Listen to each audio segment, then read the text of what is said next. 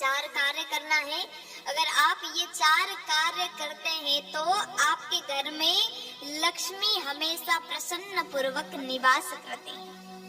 अच्छा, आपको ये भी बता दूं कि लक्ष्मी जी प्रातः काल में जब पृथ्वी पर भ्रमण करते हैं तो उसी समय लक्ष्मी हमारे द्वार पर प्रवेश करें। इसके लिए आपको कुछ कार्य करना होगा। ये 4 कार्य है। अगर आपने ये 4 काम को किया तो लक्ष्मी जी आपके घर में प्रवेश कर जाती है। कौन से 4 काम है, क्या करना है, तो आप लोग ध्यान से सुनिएगा। अगर कलम हो तो आप लिख लीजिएगा।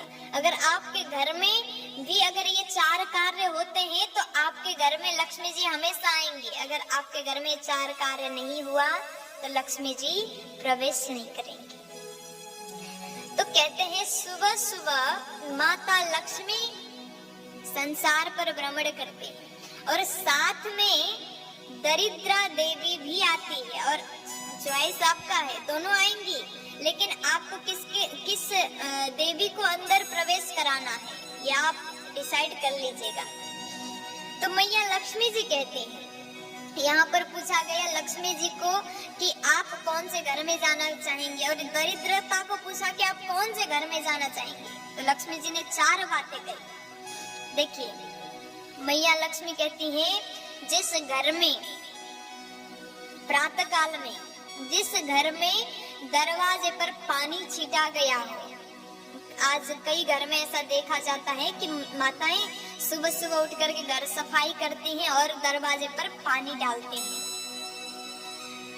कुछ जगह पर तो 2-3 बाल्टी पानी डाल देते हैं, लेकिन ज्यादा संभव ना हो तो आप केवल पानी छीट करके दरवाजा को पवित्र कर सकते हैं। मैया लक्ष्मी कहती, जिस घर में दरवाजे पर पानी छीटा गया हो वहां मैं प्रवेश करूंगी, और जिस घर में दरवाजे पर सुबह पूजा करके दरवाजे पर दीपक जलाया गया हो, दीप प्रज्वलित किया गया हो, उस घर में मैं बिना सोचे समझे प्रवेश करूंगी। और जिस घर में रंगोली बनाया गया, आप ज्यादा नहीं बना सकते तो थोड़ा सा केवल स्वस्तिक ही बना दीजिए। जिस घर में रंगोली हो, जिस घर में दीपक जलता हुआ मिले, जिस घर में पानी छिटा गया हो, और जिस घर में कलश भरा हुआ कलश घर के दरवाजे पर रखा हो। दरवाजे पर आज भी गांव में जाओ, गांव के घरों में इस जगह और दोनों तरफ भरा हुआ कलश रखा जाता है। जिस घर में भरा हुआ घड़ा कलश रखा हो उस घर में मैं बिना सोचे समझे ही प्रवेश कर जाऊंगी। माता लक्ष्मी कहती है, इसलिए आपको भी माता लक्ष्मी को खुश करना है, प्रसन्न करना है, तो प्रातः काल में आप अपने घर में ये 4 कार्य अवश्य करिएगा। अगर ऐसा नहीं करेंगे तो दरिद्रता आएगी। दरिद्रता के भी ये नियम है महाराज। लक्ष्मी जी के कुछ नियम है तो देवी दरिद्रता के भी नियम है। दरिद्रता कहती है कि जब लक्ष्मी जी के पीछे पीछे दरिद्र आती है तो वो कहती है कि जिस घर में अगर दीपक जलता मिले तो वहां मैं नहीं जाऊंगी, जिस घर में सफाई मिले तो वहां मैं नहीं जाऊंगी, जिस घर में कलश भरा हुआ दरवाजे पर मिले तो वहां मैं नहीं जाऊंगी, जिस घर में रंगोली दिखे तो वहां मैं नहीं जाऊंगी।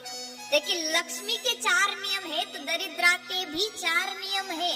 दरिद्रा कहती है, जिस घर में सुबह बहुत देर तक कमल तान करके लोग सोए मिले खर्राटे लेते हुए तो उस घर में मैं घुस जाऊं।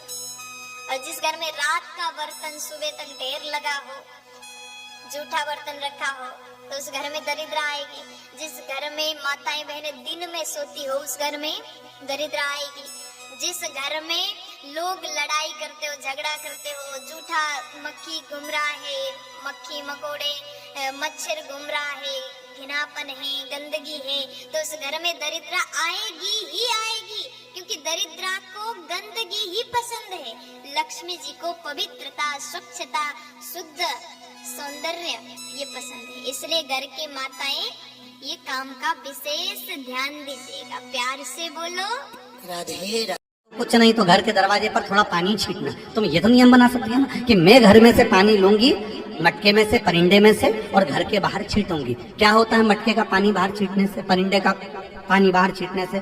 तो गरुड़ पुराण के अंतर्गत लिखा है तृतीय अंश के अंदर कि हमारे घर का जो मटका होता है वो मटका परिंदा कहलाता है। परिंदा का मतलब होता है पितरों का स्थान। हम उसमें से जब पानी लेकर घर के दरवाजे पर छीटते हैं तो हमारे द्वार पर जितने भी पितर रात्रि भर में आकर भोजन की याचना करते हैं उस जल से उनकी तृप्ति हो जाती है। तो हमारे पूर्वजों को श्राद्ध पक्ष में पानी देने की भी जरूरत नहीं पड़ती, पिंड देने की भी जरूरत नहीं पड़ती, वो उससे तृप्त हो जाते हैं मात्र जल का सींचन करने से, मात्र जल का सींचन कर देने से। आप कोई नियम मत बनाओ। एक नियम तो बना सकते हो कि पानी बाहर छीटूंगी, एक नियम तो बना सकते हो कि मैं परिंदे पर दिया लगाऊंगी, एक नियम तो बना सकते हो कि मैं दरवाजे पर दिया लगाऊंगी, एक नियम तो बना सकते हो कि एक चावल का दाना मैं प्रतिदिन शंकर जी को चढ़ाऊंगी। ज्यादा नहीं, केवल एक दाना मैं शिव जी को चढ़ाऊंगी। नियम बनाओ, कुछ एक नियम बनाकर चलो, आपकी जिंदगी की सार्थकता उसमें प्राप्त होगी। भगवान सामने आकर खड़े हो जाएंगे, सम्मुख में आकर।